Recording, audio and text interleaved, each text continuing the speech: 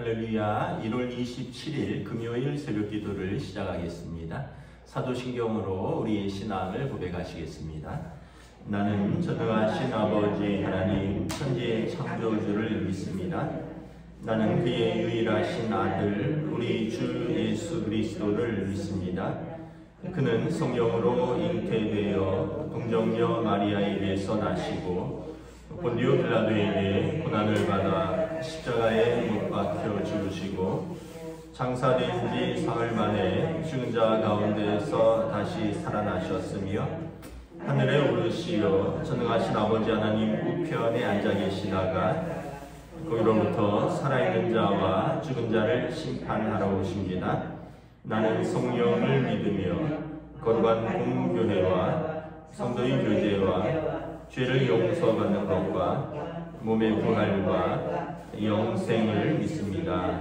아멘. 찬송가 540장 찬양하시겠습니다. 찬송가 540장입니다.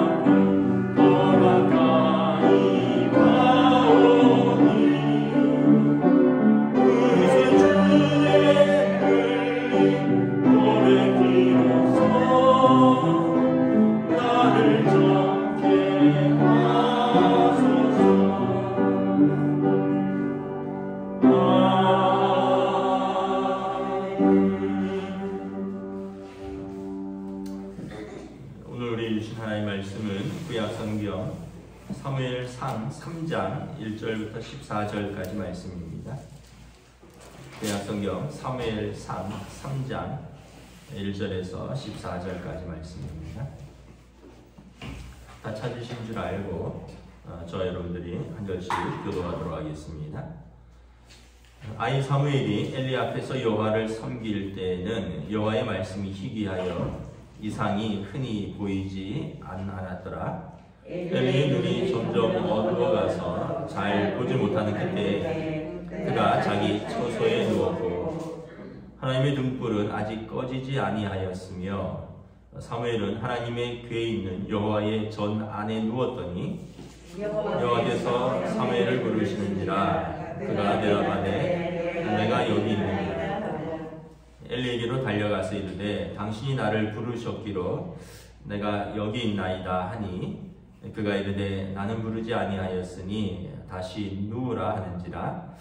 그가 가서 누웠더니 여호와께서 다시 사무엘을 부르시는지라.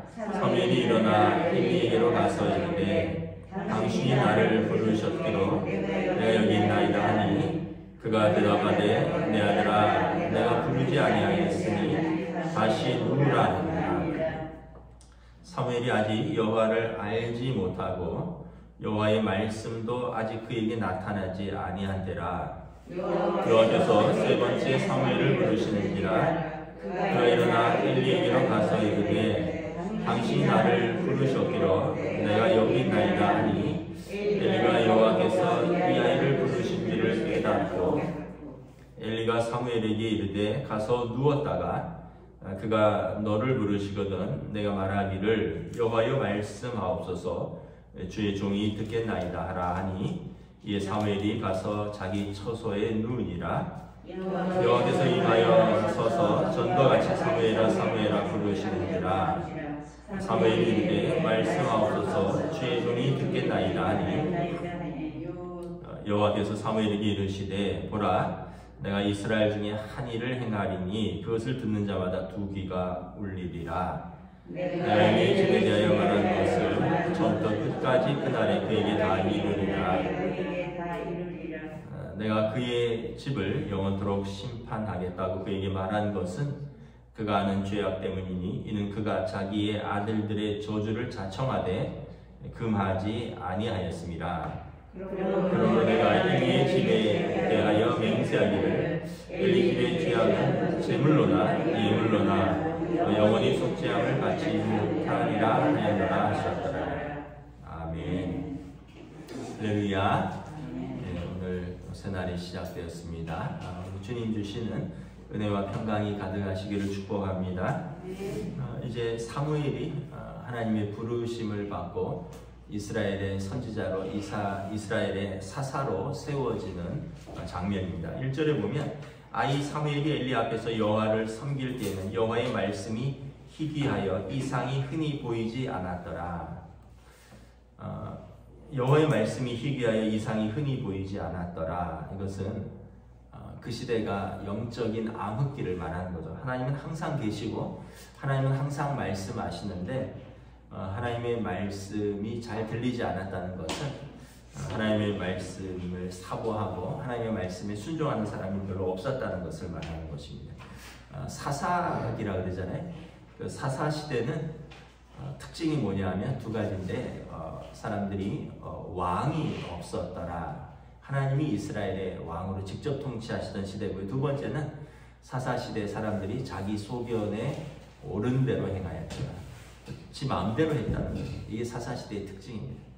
그래서 원래는 이스라엘의 왕이 없으므로 하나님을 왕으로 모시고 하나님의 말씀에 순종해야 되는데 사람들이 눈에 보이는 왕이 없으니까 자기 소견에 옳은 대로 행하였더라. 그래서 오늘 이 시대를 사람들이 또 사사 시대라고 합니다. 사람들이 자기 소견에 옳은 대로 합니다. 하나님의 말씀에 별로 상관없이 나는 이게 내가 생각할 때 이게 옳다. 나는 이렇게 하겠다 하면 그냥 이렇게 하는 시대죠. 이 시대도 영적인 사사 시대입니다. 말씀이 희귀하여 하나님의 말씀이 잘 들리지 않고 이상이 보이지 않는 시대인 거죠. 2절에 보면 엘리의 눈이 점점 어두워서 잘 보지 못하는 그때에 이런데 물론 이제 연세가 많아서 눈이 어두워져 가는 것도 있겠지만 엘리의 영적인 상태를 말하는 것이기도 하죠. 그럼 모세는 120세 하나님께서 부르셨잖아요. 그때 그가 걸음에 문제가 없었고, 생각에 문제가 없었고, 말하는 데 문제가 없었고, 그가 보는 데 문제가 없었습니다. 오히려 더 총명하였는데 하나님께서 여호수아에게 넘겨주고 모세를 부르신 거죠. 여러분, 나이가 들었다고 해서 눈이 침침한 게 아니라 하나님의 말씀에 무뎌지면 영적인 눈이 침침해지는 것입니다. 3절에 보면 하나님의 등불은 꺼지지 않았고 사무엘은 하나님의 궤 안에 있는 여호와의 전에 누웠다라는 거죠. 그리고 그때 4절에 하나님께서 사무엘을 부르십니다. 사무엘은 뭘 하고 있었을까요? 하나님의 궤에 있는 여호와의 전 안에 누웠다. 그러니까 이 성소에 누워 있었는데 아마 밤에 불침번을 섰던 것 같습니다. 성소 안에 세 가지가 있죠. 등불이 있고 또 분향단이 있고 그리고 떡상이 있습니다. 진설병을 진열해 놓은 떡상. 떡상은 일주일에 한번 제사장이 가는 것이고요. 그리고 이제 등불하고 분향단은 아침 저녁으로 제사장이 이제 등불은 기름을 갈아야 되잖아요. 또 분향단은 향을 태우니까 재를 갈고 새로운 또 향을 올려놓고. 그래서 성경에서 분향단은 기도입니다. 기도. 하나님 앞에 향기로운 향이 계속 성소에서 꺼지지 않고 올라가는 것입니다. 성소에서의 등불은 성령의 불입니다. 등불이 성도들의 마음을 진리의 빛으로 비추는 거죠. 사무엘이 그 일을 하고 있었습니다. 아마 엘리의 제사장들이 해야 되는데 얘네들이 하겠어요?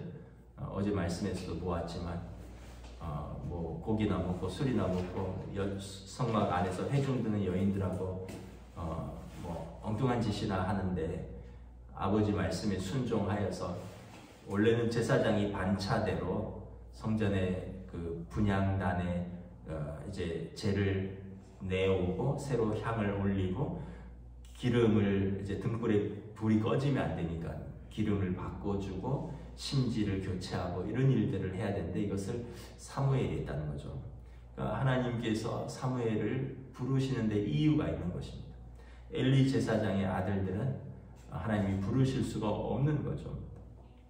그리고 엘리도 점점 눈이 나빠져 갔다, 어두워져 갔다.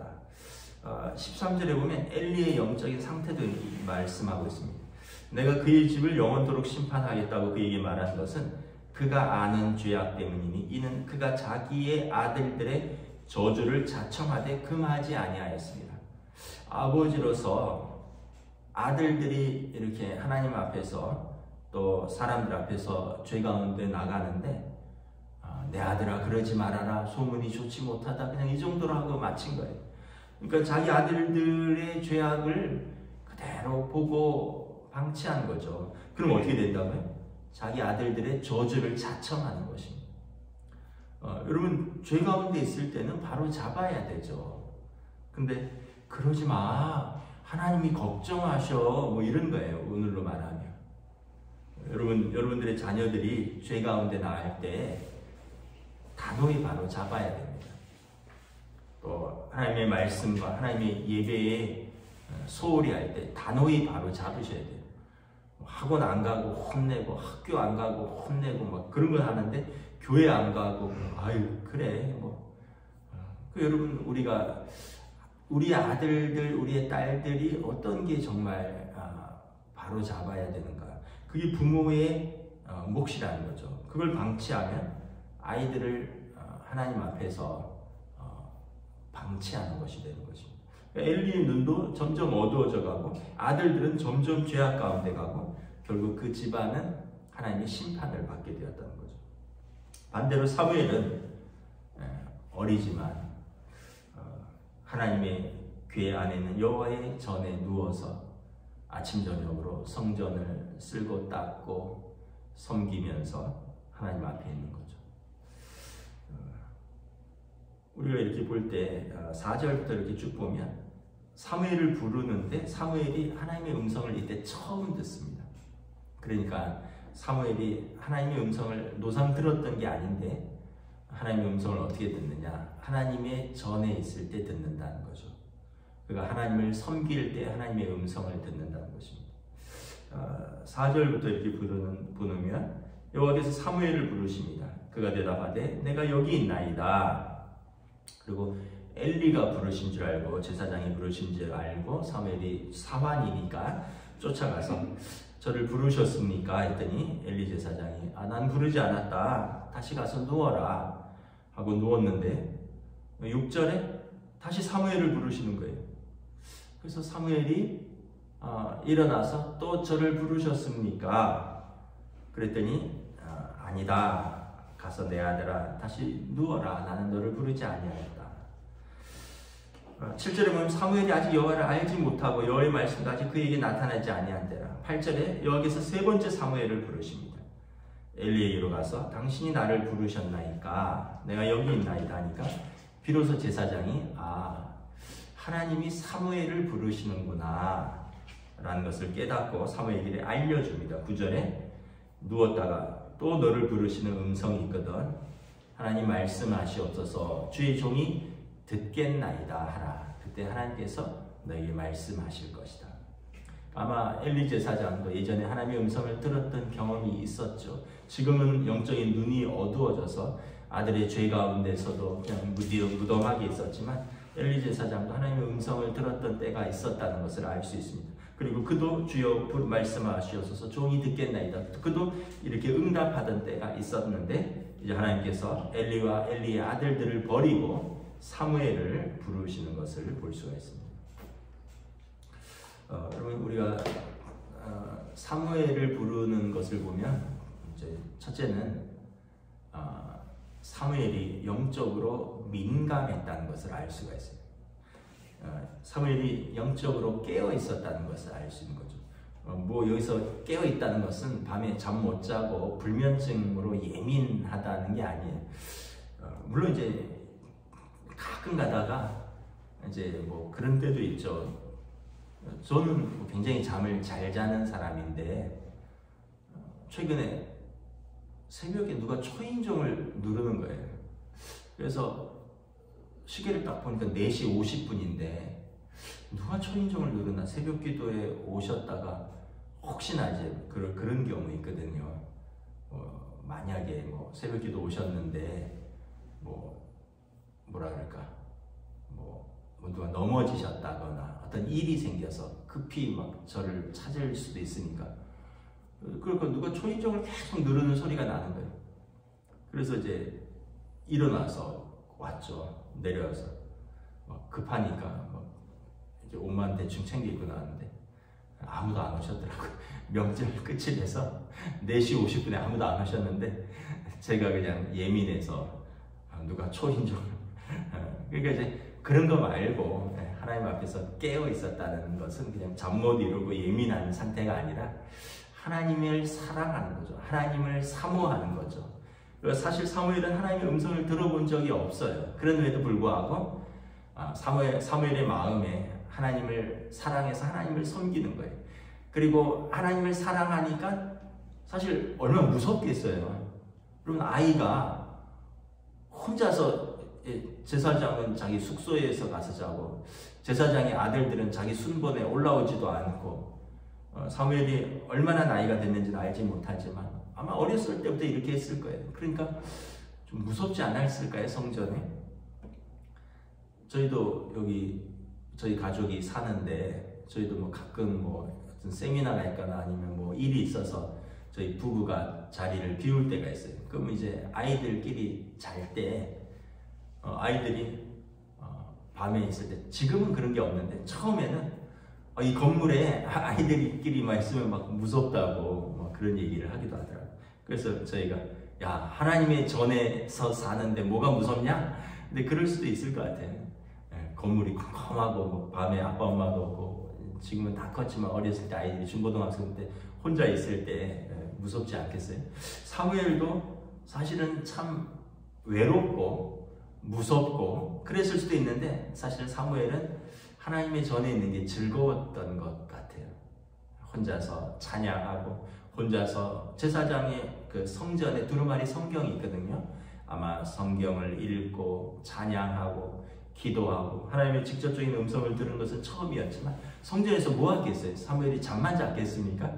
성전에서 청소하고 뭐 분향단에 재를 갈고 그 등불에 기름을 갈고 이러면서 일을 하고 기도하고 말씀 읽고 그랬겠죠.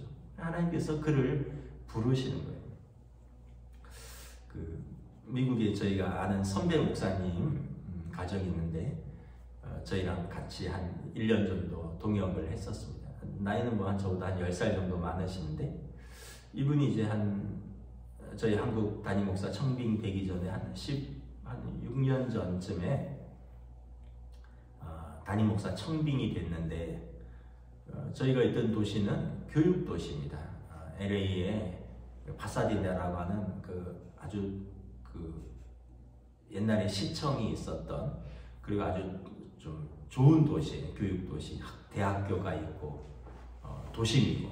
근데 이제 새로 담임 목사로 청빙된 곳은 어디냐면 사막 한가운데 있는 도시예요. 라스베가스로 막 1시간 저희 도시에서 3시간을 가야 되는데 그 중간에 있는 사막 도시. 저희도 가봤는데 정말 거기 집이 있다는 게 신기할 정도로 그냥 사막인데 거기에 딸랑 교회 하나가 있는 거예요. 물론 이제 거기서 한 30분 거리에 마을도 있고 뭐 쇼핑몰도 있긴 있는데 사람들이 다 반대를 했어요. 왜냐하면 15, 16년 전이면 그 아이들은 막 중학생 때 중학생이 안 됐을 거예요. 저희 아이들이 다 초등학교 됐으니까 저희 아이들보다 많았으니까 이제 막 중학교쯤 올라갈 때 그 형제인데 아니 아이들 교육에 그런 사막 불모지로 가서 되겠느냐. 미국 와서 다들 부모들이 고생하는 이유가 아이들 교육 때문인데 목사님 사모님 다시 한번 생각해 봐라. 그리고 그 도시는 한국인들이 많지 않아요. 은퇴하신 분들이 이제 서울 도심에서 외곽으로 싼 집으로 가서 있는 도시거든요. 근데 이제 글로 가셨어요. 교인도 그 당시 한 20-30명 있는 사막 한가운데 있는 도시입니다. 근데 그 아이들이 엄마가 밤에 교회에서 기도를 하셔요.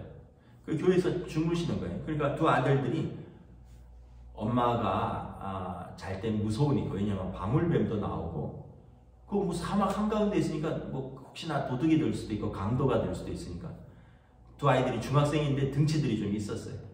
그 두 아이들이 엄마랑 같이 교회에서 자는 거예요.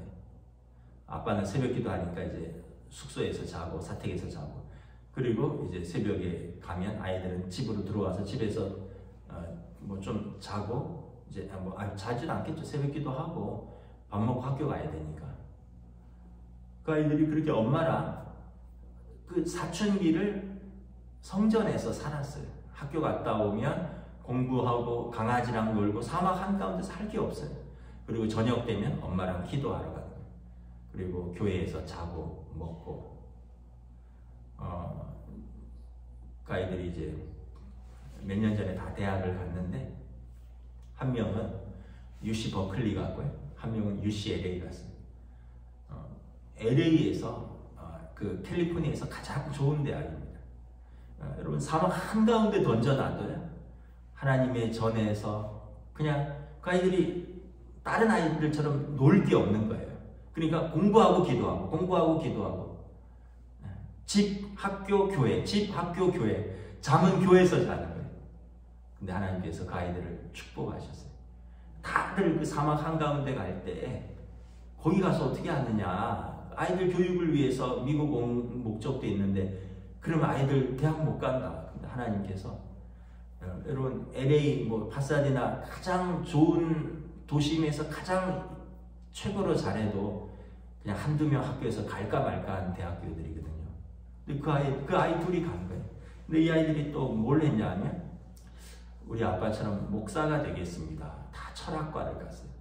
UC 버클리, UCLA 장학생으로 철학과를 갔어요. 참 제 마음에 참 한편으로는 너무 부럽고 뭐 그 좋은 대학 가서 부러운 게 아니라 저는 그런 걸로 부러워하지는 않습니다.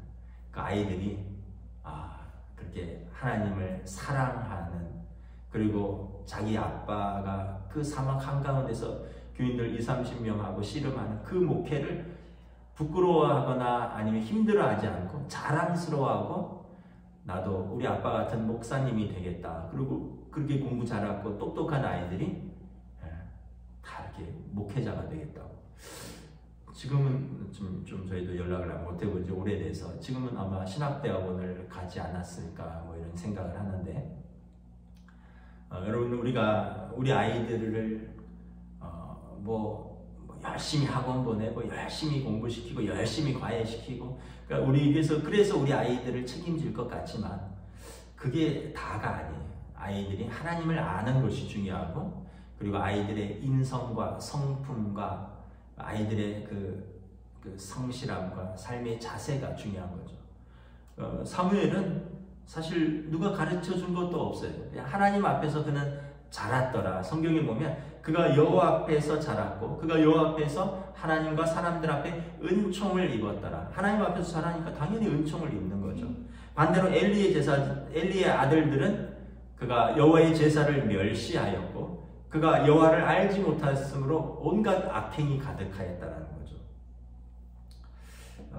결국은 여러분 하나님의 쓰임 받는 사람은 엘리의 아들들이 아니라 가문이 아니라 어떤 혈통이 아니라 하나님을 사랑하는 자, 하나님 앞에서 충성된 자, 그리고 하나님의 음성을 듣는 자가 하나님께서 쓰신다는 거죠. 10절에 보면 11절에 하나님께서 사무엘을 어떻게 쓰시는지 말씀하십니다. 여호와께서 사무엘에게 이르시되 보라 내가 이스라엘 중에 한 일을 행하리니 그것을 듣는 자마다 두 귀가 울리리라. 하나님께서 사무엘을 엘리의 뒤를 이어서 제사장으로 세우는데 사무엘이 하는 말씀마다 하나님 말씀과 같아서 그의 말을 듣는 자마다 두 귀가 울리리라. 두 귀가 울린다라는 뜻은 뭐냐면 그 말씀이 두렵고 엄중하다라는 얘기예요. 여러분 우리가 뭐 어떤 회사 다닐 때 만약에 신입사원이 사장님이 부르셔서 가서 무슨 일을 시키면 되게 두렵고 떨리는 마음으로 듣잖아요. 그리고 그걸 잘 수행하려고 메모도 하고 잊어버리지 않으려고 하잖아요. 그런 거 같은 것입니다. 여러분 하나님께서 사무엘을 그렇게 쓰시고 사무엘이 말씀하실 때 그의 말씀을 듣는 백성들은 하나님의 음성을 듣듯이 사무엘의 말씀을 들으리라 하는 것입니다. 그래서 사무엘은 이스라엘의 왕 사울을 세우기도 하고요. 이스라엘의 왕 사울을 패하기도 하고요. 이스라엘의 왕 다윗을 세우기도 합니다. 하나님께서 기름 부으신 이스라엘의 마지막 사사이자 가장 위대한 선지자 중에 한 명이 되는 것입니다. 요즘은 뭐 그런 게 잘 못 봤는데 예전에 뭐 버스나 택시를 타면 이렇게 앞에 운전석 거울 같은데 운전기사분이 이렇게 교인이신지 이렇게 기도하는 어린 소년 같은 모습이 있었어요. 그 소년이 사무엘입니다. 사무엘. 하나님 앞에서 성전에서 기도하는 사무엘. 그러니까 사무엘을 하면 기도하는 소년, 사무엘 하면 하나님의 음성을 듣는 소년. 잘 자라는 거죠. 여러분 이제 우리 교회가 세대 통합 예배를 드리는데 우리의 아이들하고 같이 예배를 드립니다. 우리의 어린 아이들, 또 초등학생, 중학생, 고등학생, 청년들 뿐만 아니라 유치부 아이들, 우리 아이들이 우리 어른들하고 같이 예배를 드리면서 하나님의 음성을 듣고 하나님을 기뻐 찬양하고 하나님의 말씀을 듣고 가슴에 새기고 힘써서 예배드리는 사무엘과 같은 우리 자녀들로 잘 자랄 수 있도록 축복하여 주시기를 바랍니다. 또 그러기 위해서 여러분 우리 어른들이 예배를 잘 드리셔야 돼요. 예배 드릴 때 졸지 마시고, 예배 드릴 때 딴짓하지 마시고, 예배 드릴 때 여러분 찬양할 때 찬양하고. 아이들이 하나님의 음성을 잘 몰라요. 오늘 보면은 엘리에게 물어보잖아요. 먼저 예배 드리는 우리 할아버지 할머니, 우리 앞에서 예배 드리는 아빠 엄마의 모습을 봅니다. 그리고 그들을 통해서 하나님을 알아가는 것입니다. 우리 세대 통합 예배를 드리는데 어른들이 먼저 하나님 앞에서 힘써서 모범적으로 예배 드리고, 그리고 우리 아이들이 하나님 앞에서 믿음으로 잘 자랄 수 있는 그런 우리 영적으로 또 유산을 남기는 교회와 가정이 되는 올 한 해가 될 수 있기를 우리 주님의 이름으로 축복합니다. 기도하겠습니다. 하나님 은혜를 감사합니다. 오늘 주신 말씀을 통하여 다시 한번 하나님께서 하나님을 사랑하는 자, 하나님을 사모하는 자, 또 하나님의 음성을 듣는 자는 어떤 사람인가를 사무엘을 통해서 알려줍니다. 반대로 제사장 가문에서 자랐지만 그 아버지는 점점 영적으로 눈이 어두워지고 그리고 그 아들들은 하나님을 알지 못하는 거로 하나님의 제사를 멸시하고 그리고 하나님과 사람들 앞에서 점점 죄를 짓는 그런 악한 아들로 하나님의 심판을 받는 가정과 아들로 그리고 반면에 하나님 앞에서 세워지는 한 사람의 모습을 바라봅니다. 우리가 두려움과 떨림으로 우리 가정을 또 우리 자녀들을 그리고 무엇보다 우리 자신이 하나님 앞에서 깨어서 하나님을 사랑하고 하나님 앞에서 믿음으로 세워가는 저희들의 모습으로 인도하여 주시옵소서. 감사를 드리오며 우리 주 예수 그리스도의 이름으로 기도드리옵나이다. 아멘. 하늘에 계신 우리 아버지, 아버지 이름을 거룩하게 하시며 아버지의 나라가 오게 하시며 아버지의 뜻이 하늘에서와 같이 땅에서도 이루어지게 하소서. 오늘 우리에게 일용할 양식을 주시고 우리가 우리에게 잘못한 사람을 용서하여 준 것 같이 우리 죄를 용서하여 주시고 우리를 시험에 빠지지 않게 하시고 악에서 구하소서. 나라와 권능과 영광이 영원히 아버지의 것입니다. 아멘.